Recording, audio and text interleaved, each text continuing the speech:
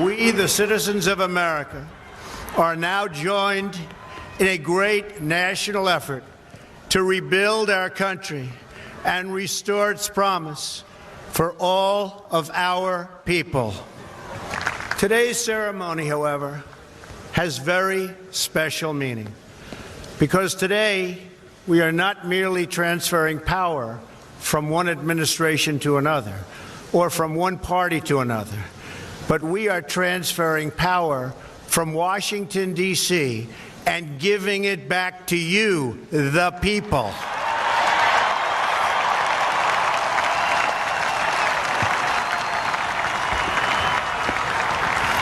For too long, a small group in our nation's capital has reaped the rewards of government while the people have borne the cost.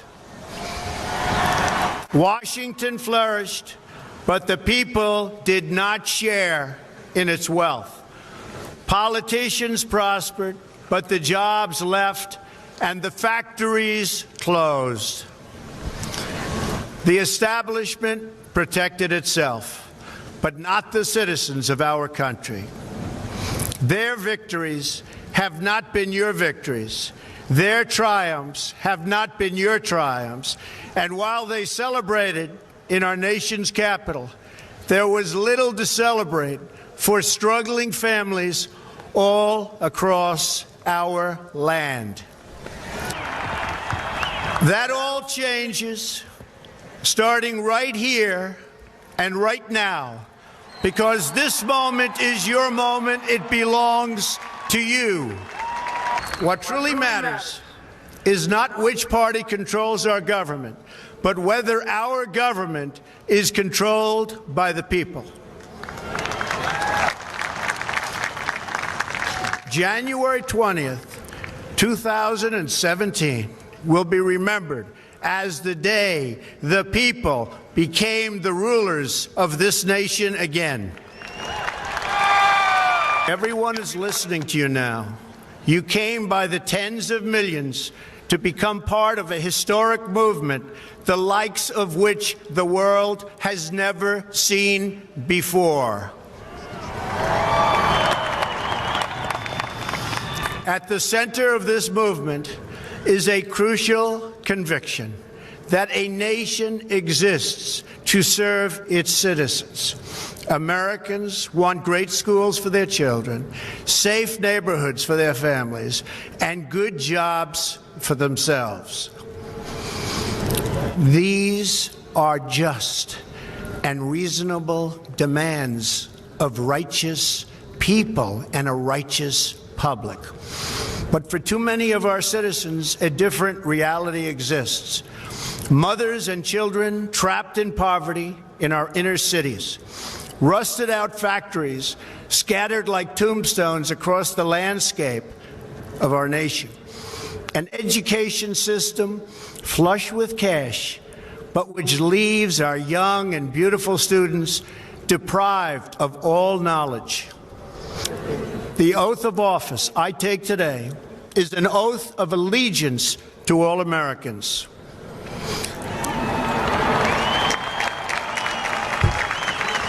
For many decades, we've enriched foreign industry at the expense of American industry, subsidized the armies of other countries while allowing for the very sad depletion of our military. We've defended other nations' borders while refusing to defend our own.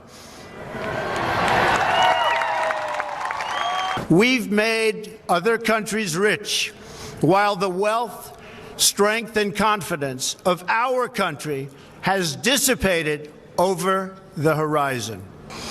The wealth of our middle class has been ripped from their homes and then redistributed all across the world. But that is the past, and now we are looking only to the future.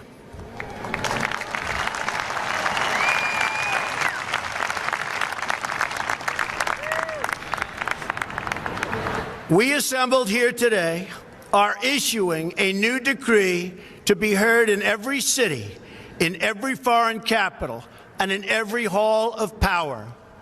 From this day forward, a new vision will govern our land. From this day forward, it's going to be only America first. America first. Every decision on trade, on taxes, on immigration, on foreign affairs will be made to benefit American workers and American families. We must protect our borders from the ravages of other countries making our products, stealing our companies, and destroying our jobs. We will follow two simple rules: buy American and hire American. We will seek friendship and goodwill with the nations of the world, but we do so with the understanding that it is the right of all nations to put their own interests first. We do not seek to impose our way of life on anyone, but rather to let it shine as an example. We will shine for everyone to follow. We will reinforce old alliances and form new ones and unite the civilized world against radical Islamic terrorism, which we will eradicate completely from the face of the earth.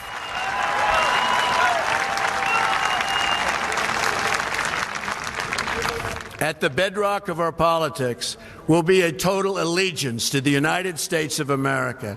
And through our loyalty to our country, we will rediscover our loyalty to each other.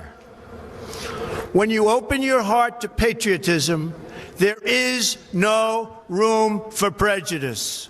The Bible tells us how good and pleasant it is when God's people live together in unity. We must speak our minds openly, debate our disagreements honestly, but always pursue solidarity.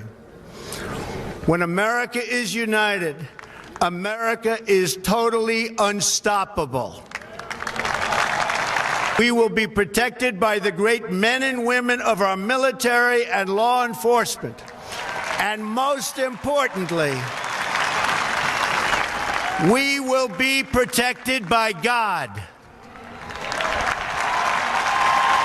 Finally, we must think big and dream even bigger.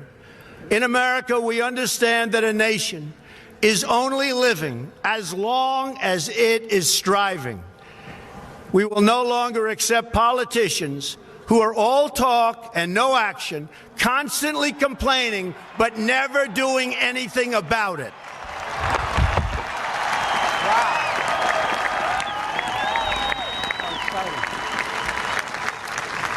The time for empty talk is over. Now arrives the hour of action.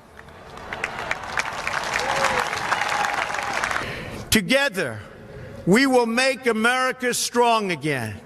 We will make America wealthy again. We will make America proud again. We will make America safe again. And yes, together, we will make America great again. Thank you, God bless you, and God bless